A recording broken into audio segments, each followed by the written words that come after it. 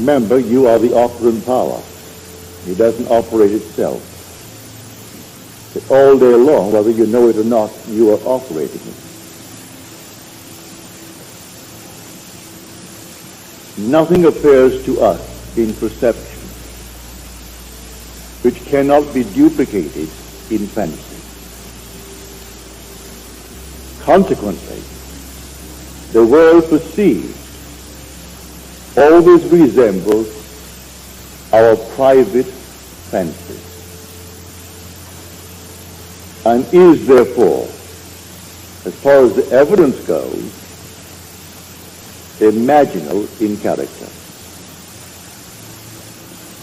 Now, here we are trying to find the cause of the phenomena of life. What makes things happen?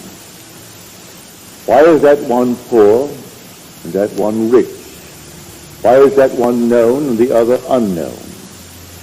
And why is one this and the other that? And yet we are told in Scripture there is only one cause, only one God. Hear, O Israel, the Lord, our God, the Lord is one. There aren't two gods, there's only one God. But we have to find out who this one God is. If I should speak to you now and say, and speak of your God, the chances are, and you can give it any number you want, 1,000,001 or trillions in one, that hearing the words your God, that your mind will instantly think of someone or something external to yourself. I do not care how you form it, but you will think of God, your God, as external to yourself. But if I spoke of your imagination, I am certain you will think of no one but yourself. Could it be that your imagination is the God of Scripture? If you read Scripture carefully, you will find that it is. There's only one creative power. We are told in the 32nd chapter of the book of Deuteronomy that I, even I, am He, and there is no God beside me. I kill, I make alive, I wound, I heal, and there is none that can deliver out of my hand. From this we see that the creative power of the world, the creator of the world, is like pure imagining in ourselves. He works in the very depths of our soul, underlying all of our faculties, including perception. But he streams into our surface life, least disguised, in the form of productive fancy. So you see anything here through your senses. Shut your eyes, close your senses completely, and you can reproduce it in fancy. Does it teach me anything? Well, I'll tell you, it'll teach you everything if you'll believe it. If I can get you to accept the true God, the only true God, which is your own wonderful human imagination. Does Scripture teach it really? Yes, Scripture does. And the word of the Lord, the word translated Lord, is the Hebrew Yod He Vav He.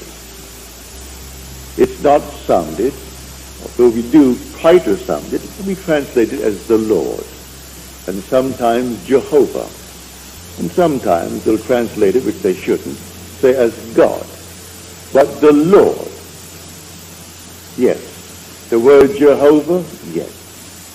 Well, the word Jesus begins Yod He Vav. So here we find the same root in the word Jesus. Therefore they call him the Lord.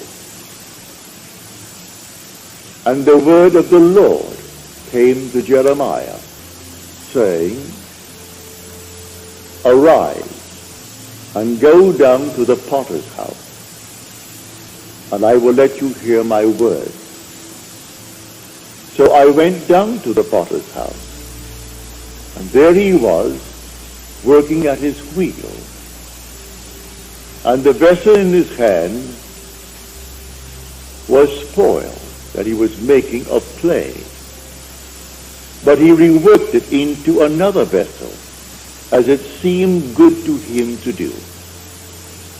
Well, the word potter, you think in terms of a man. I know in little Barbados, where I was born, I would go up to the potter's field. And there he was, working these things out of clay. Things where we would put the normal water into it, and in some strange way, it chilled it. You could always depend upon a nice cold glass of water if poured from what we called the monkey. It was a thing made of clay, had a little clay top, and an open thing like a huge big teapot, but made of clay. In the hottest moment of the day, if you poured it from that clay, it was always nice and cold. And so I can see him now form the entire thing with his hand. But in Scripture, the word potter means imagination. You'll find what I've just quoted in the 18th chapter of the book of Jeremiah. You'll also find it in the 64th chapter of the book of Isaiah. Thou art our Father, our potter. Who is the Father? Well, the Lord. Well, the true translation of the word Lord, which is Yod-He-Vav-He, is I am. And if I should go to the people of Israel and say to them, "The God of your fathers sent me unto you," and they ask me, "What is his name?" what shall I say? Say to them, I am. That is who I am. Say to them, I am has sent me unto you. Not the Lord has sent me unto you, or Jehovah has sent me unto you, or Jesus has sent me unto you, for these always takes the mind outside of self. But say to them, I am has sent me unto you. You want to know his name? Just say, I am. That is who I am. That is my name forever. And by this name I shall be known throughout all generations. But man will not bring himself to believe that that is God.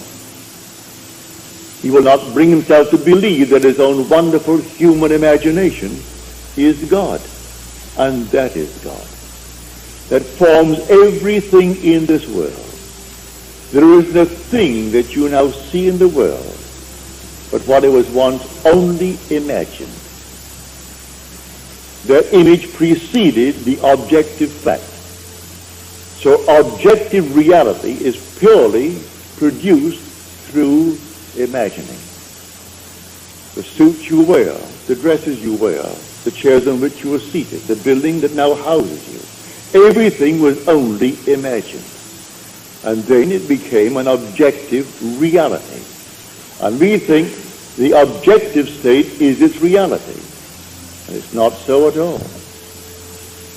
That which is the imaginative image is its reality. Destroy the objective fact, I can reproduce it from the imaginative image. It is all within us. Our own wonderful human imagination is the God of Scripture. Now we are told, all things were made through him, and without him was not anything made that was made. He was in the world, and the world was made through him, yet the world knew him not. So you walk the earth as the cause of the phenomena of your life. You could be, if you are vivid in your imagination, be influencing the